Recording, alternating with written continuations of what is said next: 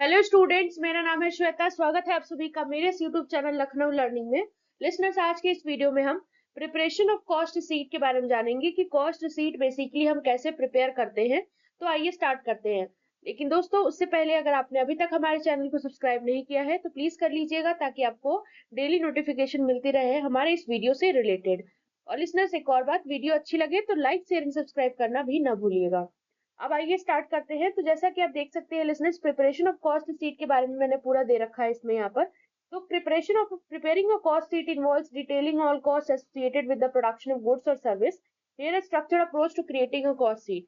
बोला कि जब भी हम कॉस्ट शीट को प्रिपेयर करते हैं तो उसमें हम क्या करते हैं, सारे कॉस्ट से डील करते हैं जो भी हमारे गुड्स के सर्विसेज के प्रोडक्शन के टाइम पर होता है। तो उन सारे कॉस्ट को लेते हैं हम यहाँ पर। देखिए, अप्रोच दिया गया स्ट्रक्चर्ड अप्रोच, इसकी कैसे कॉस्ट शीट को हम क्रिएट करेंगे। तो पहला आता है टाइटल एंड पीरियड। यानी कि सबसे पहले हम क्या करेंगे, टाइटल लिखेंगे कॉस्ट शीट की, और फिर टाइम यानी कि हम टाइम बताएंगे कि मंथली के लिए है, क्वार्टरली के लिए है। दूसरा आता है डायरेक्ट कॉस्ट। इसमें हमने लिसनर्स, इससे पहले भी मैंने जब क्लासिफिकेशन ऑफ कॉस्ट पढ़ाया था तो उसमें मैंने सारी चीजें एक्सप्लेन की है, तो आप वो वीडियो देख सकते हैं। So direct material cost, direct labour cost और डायरेक्ट एक्सपेंस, ये तीन भागों में बढ़ जाता है। तो डायरेक्ट मटेरियल कॉस्ट में list all materials use, raw materials use. Direct labour cost include wages for workers directly involve in production. Direct expenses other cost directly tied to production, example special tools. Direct material cost में इसमें जितने material raw materials use होते हैं वो सारे के सारे इसमें आ जाते हैं।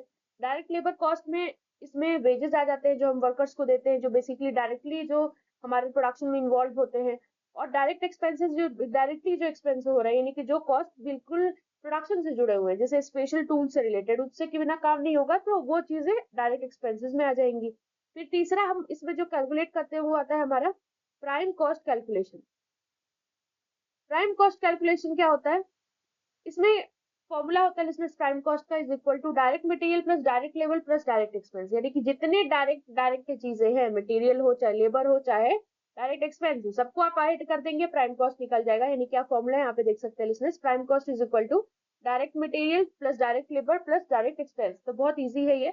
फिर आता है हमारा नेक्स्ट जो पॉइंट आता है इसमें लिसनर्स, वो आता है हमारा इनडायरेक्ट कॉस्ट ओवरहेड्स। अब इनडायरेक्ट कॉस्ट को ही ओवरहेड्स इसमें क्यों काउंट किया गया है, तो इसमें देखते हैं तीन तरीके की चीजें होती है इसमें। Factory overhead, administrative overhead, selling and distribution overhead. Factory overhead में इनडायरेक्ट मटेरियल आता है, इनडायरेक्ट लेबर आता है एंड अदर मैन्युफैक्चरिंग कॉस्ट आती है, जिसमें एग्जांपल के तौर पर आप यूटिलिटीज ले सकते हैं, रेंट ले सकते हैं। एडमिनिस्ट्रेटिव ओवरहेड में cost related to management and office expenses, यानी कि जो भी मैनेजमेंट या ऑफिस एक्सपेंसेस होते हैं उसके जो खर्चे आते हैं वो सबके सब हम एडमिनिस्ट्रेटिव में लिखते हैं। फिर सेलिंग एंड डिस्ट्रीब्यूशन ओवरहेड में जो कॉस्ट हमारी बेसिकली किससे रिलेटेड होती है, सेलिंग से, यानी कि cost related to selling products and distributing them, यानी कि जो प्रोडक्ट्स को हम बेचते हैं और डिस्ट्रीब्यूट करते हैं तो जो उसमें लागत आती है तो वो चीजें जो है वो इसमें क्या की जाती है, लिखी जाती है।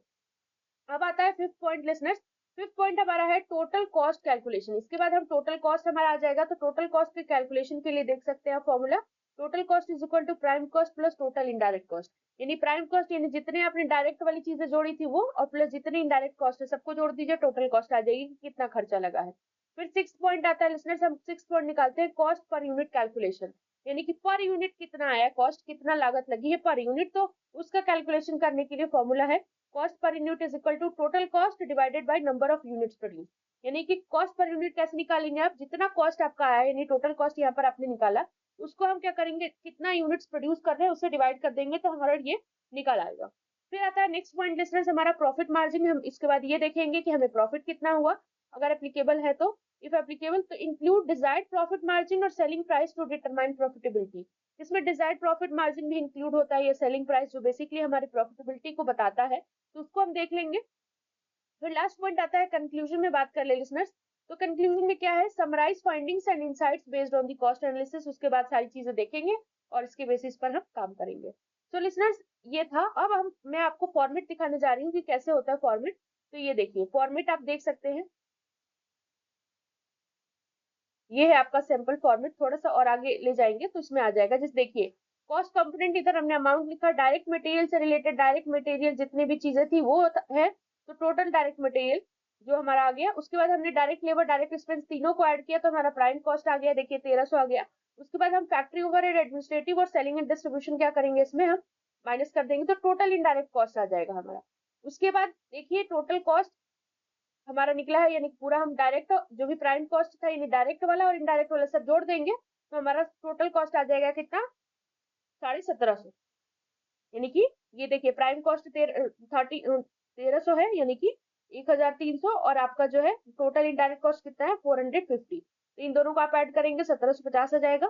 फिर उसके बाद जितना यूनिट प्रोड्यूस हुआ, तो मैंने बताया कि कितने नंबर ऑफ यूनिट्स आप प्रोड्यूस कर रहे हैं तो उसके अकॉर्डिंग होता है। तो 100 की है तो आप 100 से जब डिवाइड कर देंगे तो आपका कॉस्ट पर यूनिट निकल आएगा, यानी कि एक चीज पर कितनी कॉस्ट लग रही है, 17.50। तो लिसनर्स ये बेसिकली फॉर्मेट है। आई होप आपको सारी चीजें क्लियर हो गई होंगी। वीडियो अच्छा लगे तो do like share and subscribe. Thank you.